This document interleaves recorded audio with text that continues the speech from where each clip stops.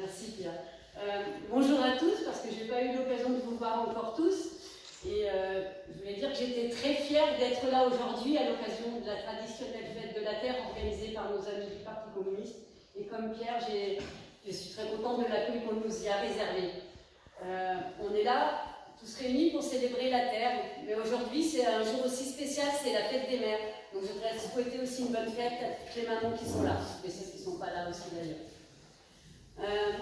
Bon, le constat est fait. Il n'est pas chouette. Vous avez entendu mes camarades, l'urgence sociale et climatique ne nous laisse pas le choix. Il nous faut agir vite et fort. Comme nous le savons tous, c'est l'union qui fait la force. Alors cette union des gauches est nécessaire pour mettre le programme d'Emmanuel Macron à l'échec, pour l'empêcher de nuire davantage. Parce qu'Emmanuel Macron, il n'est vraiment pas le champion de la Terre. Je sais l'effort que cela nous demande et a demandé à tous, et notamment à mes camarades communistes. Je sais que Étienne était pressenti à la députation, et Jean-Henri aussi. Et les instances nationales ont tranché, ça sera moi la candidate de cette nouvelle union populaire, écologique et sociale, la NUPES. Certains de mes camarades ont dû aussi renoncer à leur candidature pour laisser place à d'autres partis de gauche ailleurs dans d'autres circonscriptions.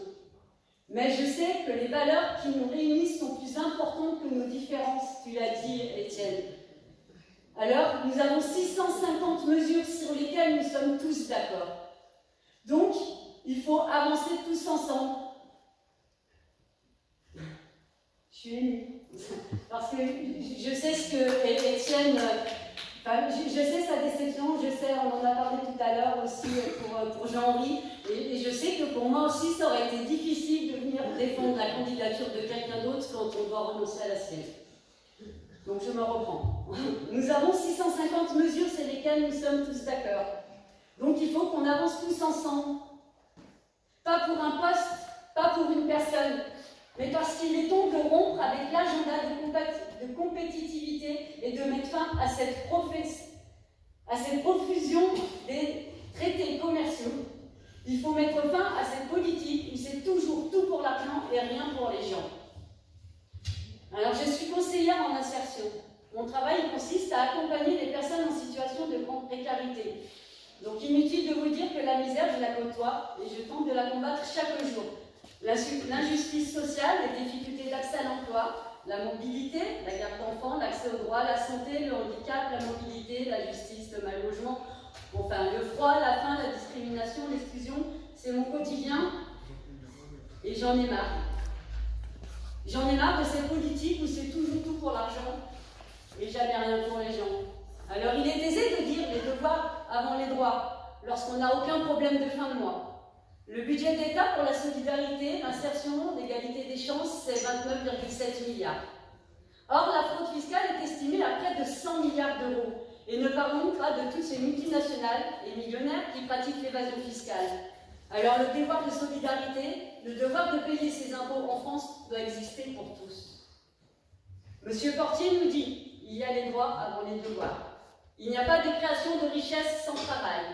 Nous disons que les dividendes, ce n'est pas de la création de richesse. La preuve, toutes ces multinationales qui payent des fortunes à leurs actionnaires en dividendes, mais qui licencient. Alors, leur travail doit être valorisé, le travail doit être plus rémunéré et le travail doit profiter aux travailleurs. La retraite à 60 ans est nécessaire quand on sait que pour les plus pauvres, l'espérance de vie est amputée de 13 années comparée aux plus aisés. Le devoir de solidarité qui fait la grandeur de notre pays, cet héritage du CNR. Voilà notre devoir.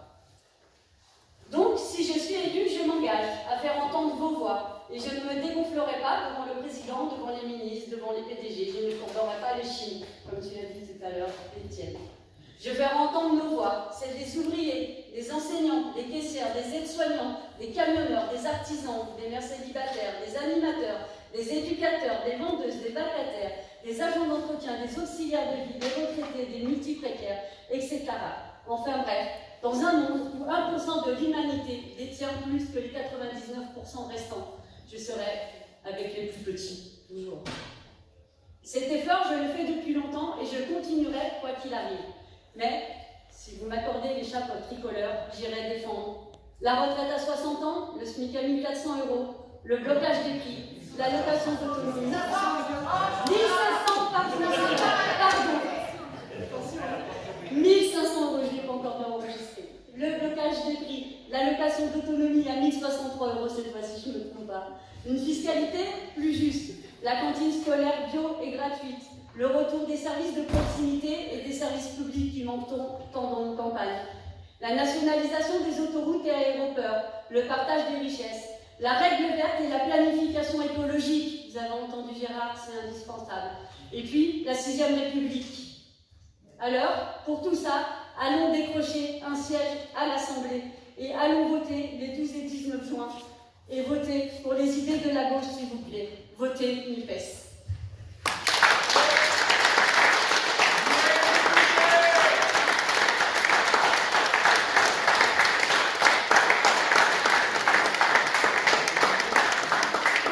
Mesdames, Messieurs, soyez sûrs d'une chose, c'est que lors de nos réunions, vous n'étiez pas présents. On s'était engagé, Mylène et moi, que s'il y avait eu une autre répartition au niveau national, on aurait soutenu l'un des deux candidats, si ça avait été le cas.